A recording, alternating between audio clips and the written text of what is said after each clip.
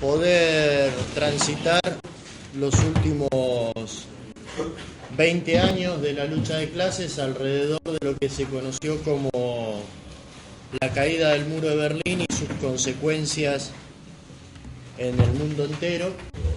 Los hechos de hace 20 años atrás significaron un triunfo histórico para el movimiento de Europa del Este, pero para el conjunto de los trabajadores y los pueblos a nivel mundial.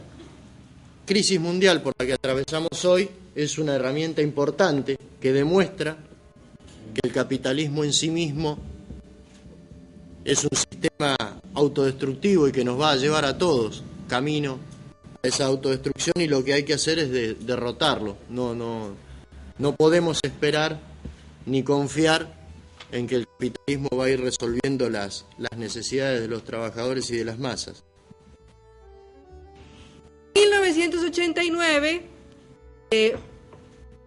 el lunes va a ser 20 años en que cae el muro de Berlín, y en todo ese año caen todos los gobiernos, dictaduras llamados comunistas, llamados socialistas de todo el este de Europa. Que el fascismo y el estalinismo provocaron la Segunda Guerra Mundial y llevaron a una confrontación que dejó 50 millones de muertos.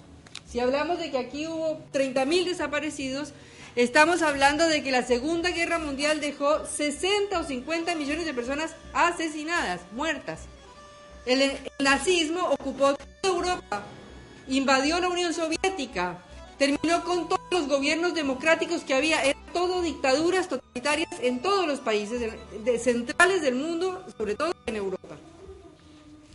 Y entonces se produce un hecho colosal, porque el ejército ruso en 1945 derrota al ejército nazi.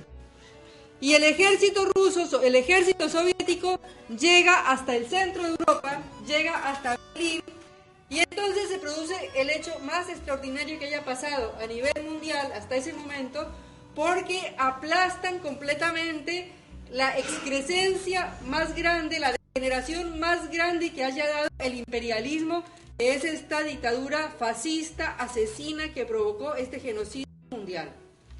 Que casi que toda Europa queda destruida y casi que toda Europa queda en manos de los trabajadores. Era posible prácticamente tomarse el poder en Francia, en Alemania, en Inglaterra, en Italia, en todos los países. Pero en ese momento, cuando está casi todo a pedir de boca, porque hay huelgas obreras por todos lados, los sindicatos, la burguesía está destruida, todo, se produce un pacto. La burocracia que gobierna en la Unión Soviética, la burocracia de Stalin, que es en donde mantiene a los trabajadores amordazados con una tremenda dictadura y con millones y millones de muertos, y entonces Stalin decide pactar con los yanquis, con el imperialismo yanqui, la división del mundo, y le dice: esto para ti y esto para mí. Y entonces sucede que Estados Unidos, Italia y Francia logran reconstruir el capitalismo en todo el oeste de Europa, en la parte central de Europa, en Inglaterra, en Francia, en Alemania, en Italia, y le dejan a la Unión Soviética el control del este de Europa. Y entonces el ejército rojo se queda ocupando todo el este de Europa e impone en todos estos países dos cosas. Por un lado, expropian a toda la burguesía. No quedan fábricas, ni propiedad privada, ni nada en todos estos países. Y se impone un régimen económico que es un régimen en donde no hay burgueses ni propietarios privados. Y por lo tanto se consiguen una serie de conquistas muy importantes, como que hay pleno empleo, vivienda, salud, educación. Pero al mismo tiempo en estos países imponen dictaduras totalitarias atroces, así como las dictaduras que había en la Unión Soviética. De manera que los trabajadores no podían hacer ningún partido político, no podían hacer ningún sindicato independiente, no podían ni siquiera hablar. Muchos años, desde el año 45 hasta el año 89, se mantiene esta gran división del mundo. Hay un pacto mundial entre el imperialismo yanqui y la burocracia soviética que pacta cómo se va a hacer el mundo y cómo se va a orientar el mundo en todos esos años. De manera que durante todos esos años, más o menos, logran controlar el mundo, logran controlar en sus áreas de influencia la situación mundial e impedir que triunfen revoluciones obreras. Pero esta situación comienza a provocar un descontento muy grande en estos países del este de Europa desde muy temprano, y fundamentalmente en Alemania, porque Alemania, como fue el país de donde salió Hitler, la solución que encuentran en este pacto entre los yanquis y el estalinismo es dividir Alemania. Alemania era el país más importante de Europa, vamos a decir. Entonces, el imperialismo yanqui y el estalinismo toman una decisión que es partir el país en dos. Hagan de cuenta que a la Argentina lo repartieron en dos.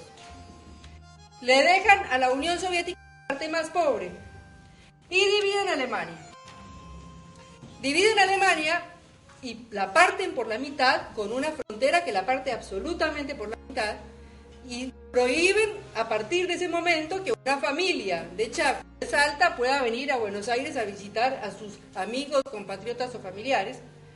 Pero no solo eso, sino que en ese periodo terrible que se llama la Guerra Fría, que son esos 40 años, se la pasan amenazándose todo el tiempo con que se van a tirar bombas atómicas los unos a los otros, que al final nunca se las tiraron, pero simple y sencillamente al objetivo de dividir a la clase obrera alemana.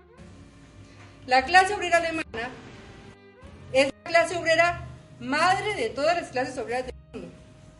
Es la clase obrera que hizo los primeros sindicatos del mundo.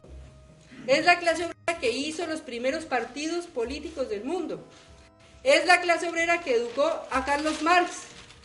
Es la clase obrera, después Carlos Marx se fue para Inglaterra, pero Carlos Marx era alemán, Federico Engels era alemán.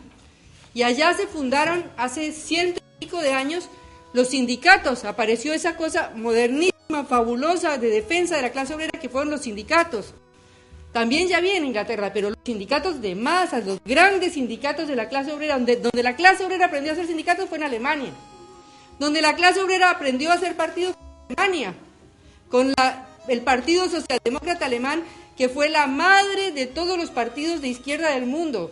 Fue la madre, el partido donde aprendió Lenin, donde aprendió Trotsky, el partido de Rosa Luxemburgo, que era polaca, de Karl Liebknecht, que era polaco. Era el partido más importante, era la clase obrera más organizada, la clase obrera de más experiencia, y la clase obrera que, junto con la rusa, en los primeros años del siglo pasado, hizo luchas y luchas y revoluciones y revoluciones. Entonces el objetivo de dividir Alemania fue el más canalla y criminal que haya habido, que fue dividir a la clase obrera alemana. Como si aquí, por eso yo vuelvo a poner el ejemplo, nos hubieran partido por la mitad para dividir a la clase obrera argentina e impedir la lucha unificada de la clase obrera argentina.